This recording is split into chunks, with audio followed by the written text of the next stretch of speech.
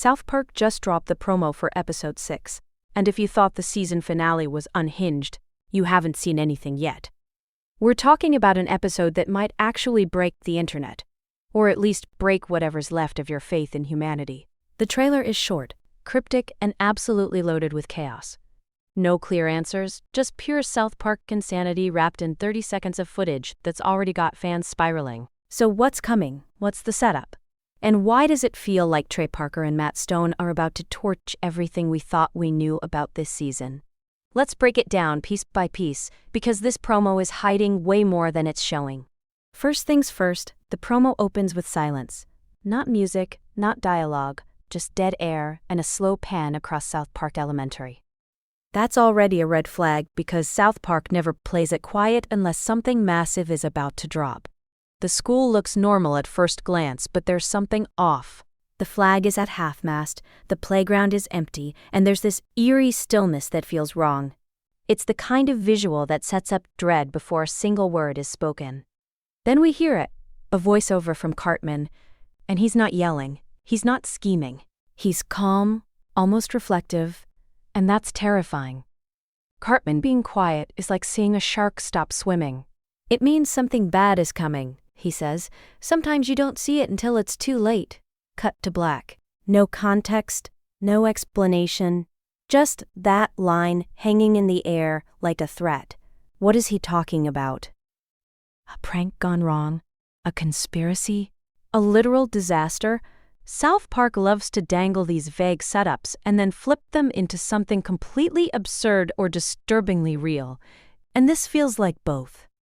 The next shot is Kyle, standing alone in his room, staring at his computer screen. His face is blank, almost numb, and that's not normal for Kyle. He's the moral compass, the one who fights back, the one who cares too much. Seeing him shut down like this immediately raises questions. What did he see? What happened? The camera zooms in on the screen, but we don't get to see what's on it. Classic South Park move, give you just enough to make you paranoid, but not enough to understand. Then there's a flash cut to Randy at the Tegrity Farms barn, and he's crying? Randy Marsh, the guy who turned every crisis into a business opportunity, is full-on sobbing into his hands.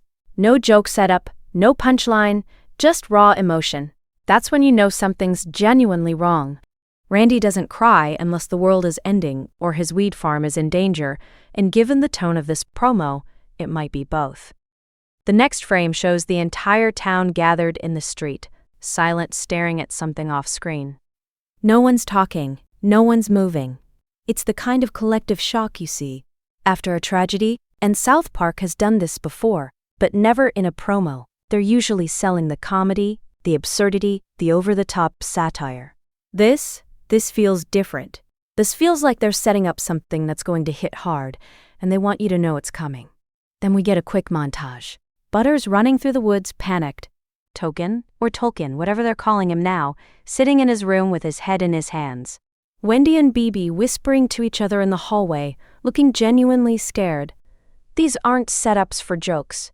These are setups for fallout. Something happened, something big, and everyone's reacting to it in real time.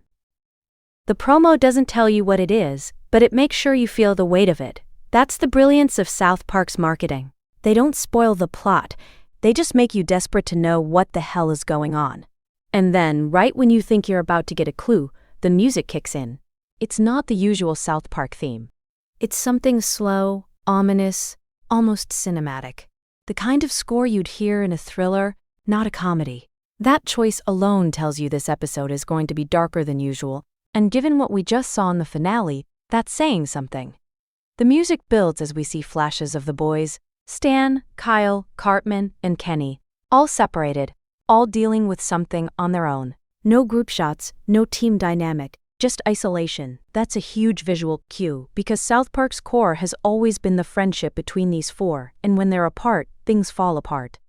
The promo is making it clear that whatever's coming, it's going to test that bond in a way we haven't seen in a long time. Then there's a voiceover from Stan, and his voice cracks. I thought we could fix it, he says. Fix what? The town? A mistake? The fallout from the finale?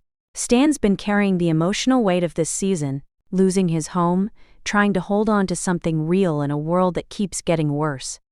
Hearing him sound defeated is gut-wrenching, and it sets up the idea that episode 6 might be the breaking point. Not just for Stan, but for everyone. The promo ends with a single shot. The 4 boys standing in front of the school, but the camera's far away, almost like we're watching them from a distance. They're small, vulnerable, and the world around them feels too big. Then the screen goes black and text appears. February 12th. Everything changes.